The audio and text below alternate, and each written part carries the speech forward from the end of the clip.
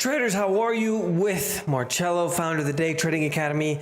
Today we're doing the recap of what happened in the world last week in the financial markets. We have blackouts, even 911 services are down in Canada. Huge internet outage. We have the second largest city in Germany talking about rationing hot water. And we even have Elon Musk pulling out. You get the joke? Anybody hear the news about the news kids? Let's get started.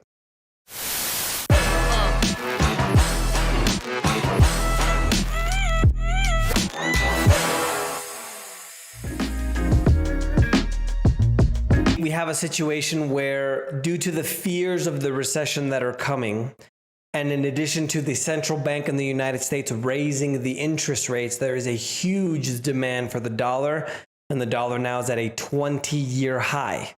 So even the euro reached parity, which means 1-to-1. It went, at 98 cents or 97 cents at one point this week, but the dollar's just exploded.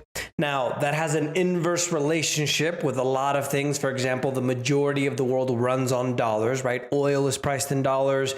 All commodities, nickel and aluminum and copper, all of these things we use in our everyday lives. So if the dollar explodes to a new 20-year high, there's going to be a lot of selling pressure in a lot of these items. And that's essentially what happened overall this week. Due to the recession risk, again, people then go to what they think is secure, which is the US dollar. In my personal opinion, I think the dollar is the least dirty shirt in the closet, meaning that it's the best of all the currencies, even though all the currencies are absolutely atrocious.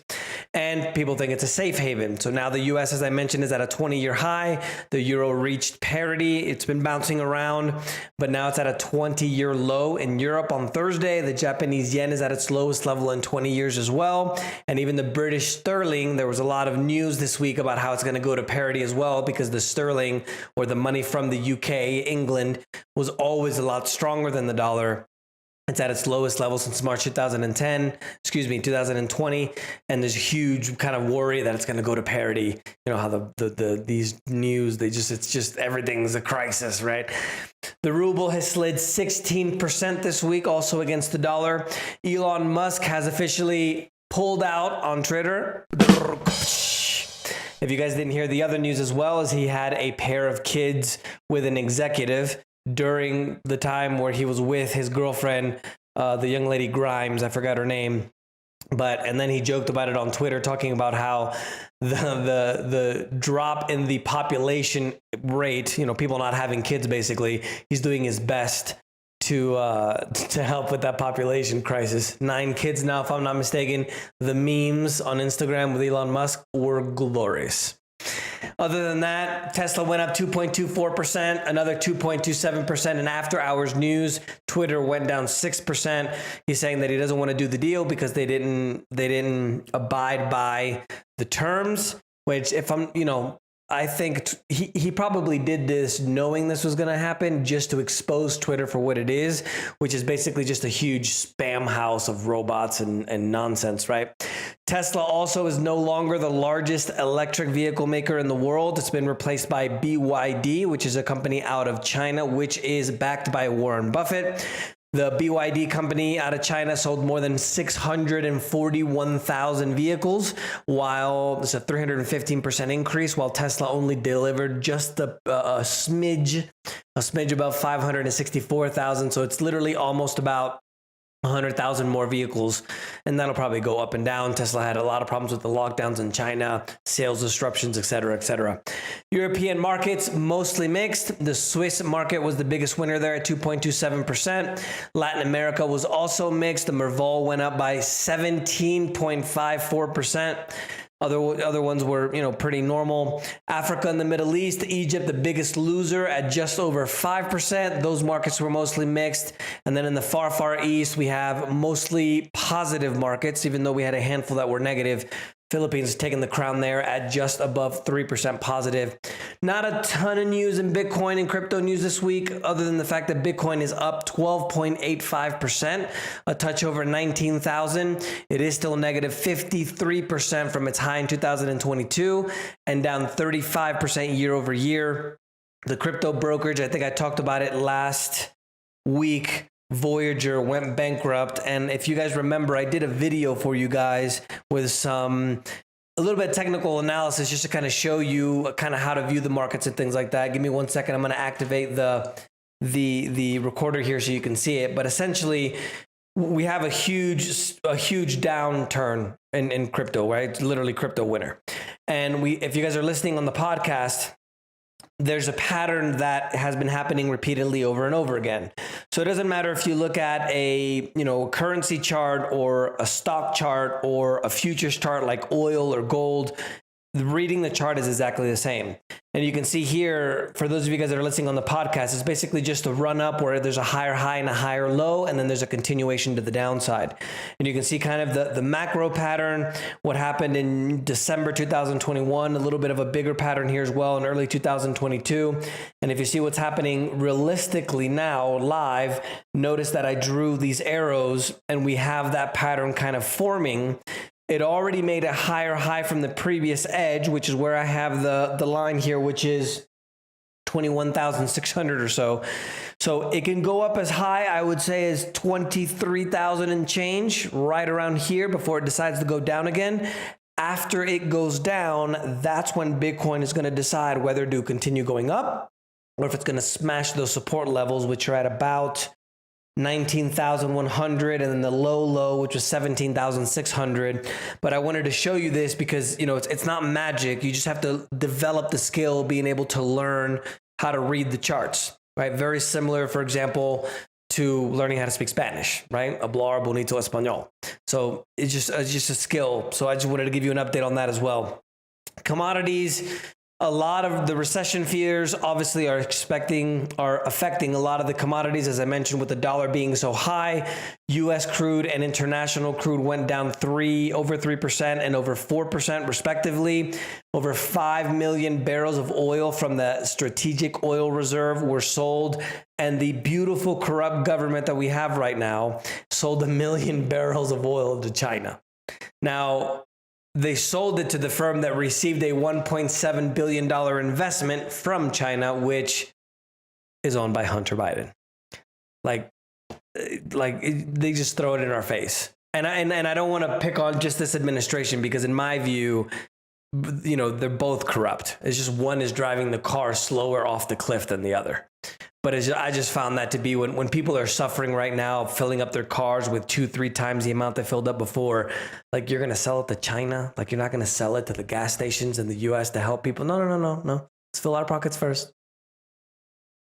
Germany, the second largest city, fourth largest economy in the world. Remember, the city is called Hamburg. They are preparing to ration hot water as the Russian energy crisis continues to escalate. Russian steel mills, which is basically the factory where they make steel and iron and things like that, they're approaching crisis conditions as well due to the fact that their margins are plunging due to the demand that's dropping. So a lot less people are buying steel, which means that their margins are starting to drop. They're making less money, and they're going to start dropping their unprofitable sections to be able to remain in business. Now, what does that tell you overall? The Chinese economy, for the most part, literally makes everything for the world, right? It's like the world's manufacturing hub. And so if people are ordering less steel from China, not everybody, but generally, right? You can use this kind of as a sample, a big sample size for the world economy. If a lot of people are buying less steel, that means that they're preparing for the recession that they think is coming, although the US may already be in a recession, which means that the second largest economy in the world is not doing well because one of their sectors is starting to go down by quite a bit, which gives us an indication of the global economy as a whole, which is, as they say in Spanish, not bueno. The authorities in the Netherlands on Wednesday are launching an official investigation into the heated night of farmers' protests north of the country. They were putting excrements of animals on the politicians' offices. Go farmers. And they were also blocking roads. Farmers have been demonstrating against the government because they want to pass a new law that says that they basically need to shut down 30% of the livestock farmers. Putting on the conspiracy theory hat, they're doing it on purpose. The preppers were right. I hope you're getting prepared. Gold and silver also collapsed. Gold hit a 6.5 month low. Silver hit a 2-year low. Again, because of the dollar exploding to a 20-year high. Gold went down by over 4% to 1,743, while silver went down over 3% to $19.40. Financial and banking news. There was a report on Monday that the developer of property called Shimal missed their interest and principal payment of $1 billion of offshore debt. If you guys remember what happened with Evergrande, which is the largest property developer in China, going bankrupt essentially and getting bailed out by the Chinese government. This again is not good news because remember, this is the second largest economy in the world, and the real estate sector in China is one of the largest parts of the economy in China as well.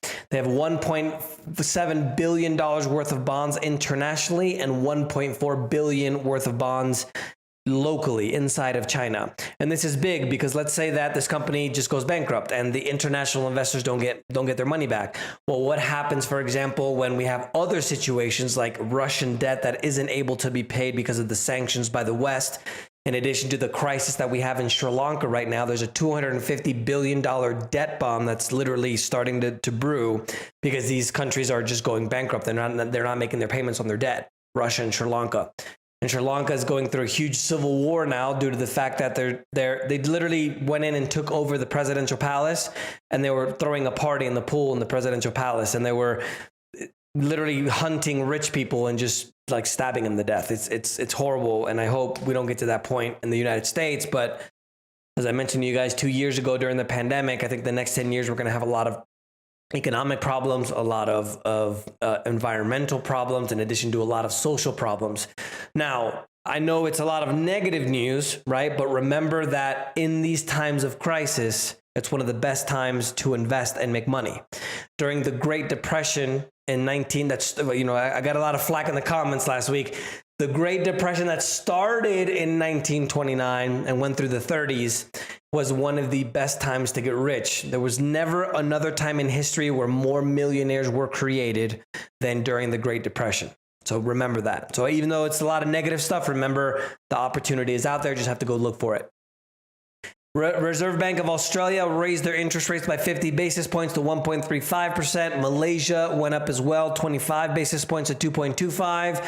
And South Korean data from the CPI, which is the Consumer Price Index, went 6% versus a year ago, and it rose at its fastest annual rate in 24 years. So now South Korea isn't necessarily one of the biggest economies in the world, but the last number that I checked, they're the 6th largest exporter in the world. So it's a major economy. And even they're being affected by the inflation because obviously the price for the consumer is going up at such a fast rate that's going to affect people going to spend money. And remember that in most of the developed countries around the world, which is most of the world except basically Africa and a handful of countries in Asia, the majority of the economies in the world are consumer spending. In the United States, for example, it's almost 70%. Euro hit the lowest level against the dollar since 2002 on Tuesday. Again, the fears with a recession. People are thinking that the US dollar is a safe haven. I think this might be a bull trap, meaning that it's kind of like a bubble going to the upside. Same thing that happened during the crisis in 2008 and 2009. And, it's going to come back down. And I think it's going to come back down probably as fast as it went up. The USD is up 9% against the euro just this year. And it's literally reached almost basically parity this week, which is 1-to-1. Time to buy property in Europe. US, whoa. I accidentally hit the drop the seat button. For those of you guys listening on the podcast. And if you guys have questions, leave them in the comments there with hashtag AskMarcello. I haven't raised the price of the like button yet, so hit that like button, smash it. It helps a lot with the algorithm, and share it with a friend. Obviously, a lot of you guys have been giving me great comments on the videos, so I'll definitely keep it up. There is a recession indicator, which is the interest rate on the debt from the United States between the long term and the short term. So essentially, if we have the interest rate from the long-term debt, like the 10-year note and the 2-year note, when they invert, meaning that the interest rate on a 2-year, for example, goes above the 10-year, right? When they inverse, that essentially means that it's an indicator for a recession, which basically just happened. So we're probably heading to a recession. And remember that last week, the Atlanta Fed, which reports real-time the economic data, we most likely are already in a recession because the information they reported in real time shows 2 quarters of negative growth, which means that we're technically in a recession.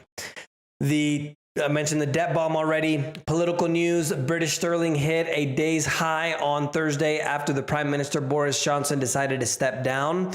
More than 50 of his government ministers essentially they resigned within 48 hours.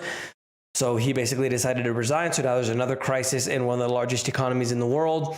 And unfortunately, the former prime minister from Japan, Shinzo Abe, was shot and murdered in Japan by a gunshot out in an event as it was doing. And, remember that guns are illegal in Japan. Whatever you want to make of that.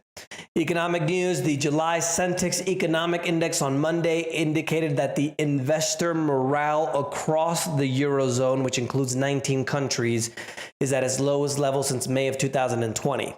Now, if people perceive that there's a bad economy, what are they going to do? They're going to start saving money. They're not going to go out and spend more money. And again, the consumer spending is the key when it comes to most economies, pointing to an quote-unquote inevitable recession. And remember, Mark Zuckerberg, the Zucks, the great biggest butthole, the second biggest butthole after Bill Gates, he said that we might, butthole is, I'm trying to say it nicely. You guys think, a-hole is what I'm trying to say. He said that we are entering into probably one of the worst economic recessions in recent history. Eurozone prices are up 0.7% from April to May. They're up 36% year over year. Again, if we kind of zoom out and kind of connect all the dots, remember that the majority of the governments are reporting the inflation rates at 5, 6. I believe Europe, if I'm just off the top of my head, don't quote me on this, it was at 5 or 6%. Spain is over 9, 10%. The United States was, I think, at 8.5, 8.6. In Europe as a whole, the third largest economy in the world, if it costs to produce a service or the cost to produce a good has gone up 36% year over year, then that means that the inflation rate is going to be much higher in the next few months, even maybe 6 months down the road, than what it is now. So keep that in mind. It's a lot less than was expected by economists, but still very high nonetheless.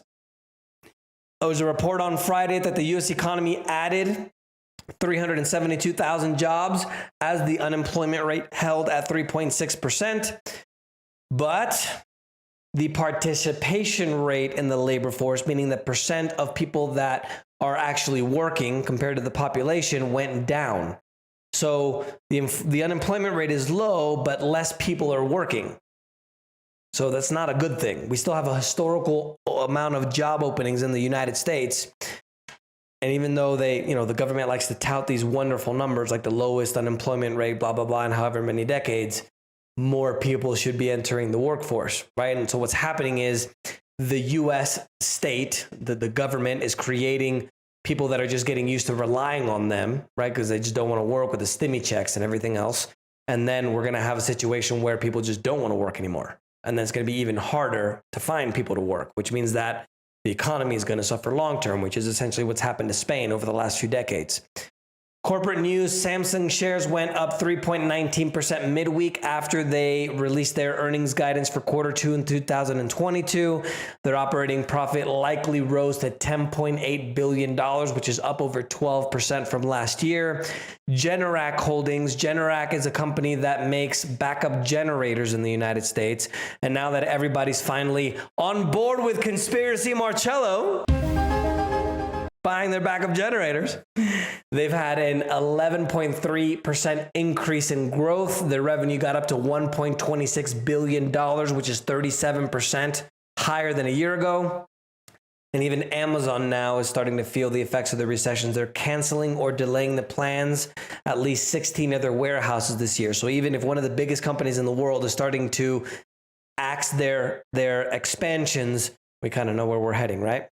Technology, huge internet outage in Canada. 911 services, ATMs, debit card services are all down in Canada. I don't know how long, I'm still trying to figure it out. I have a buddy here in Colombia that was with me. We were buying some classic cars. Amazing.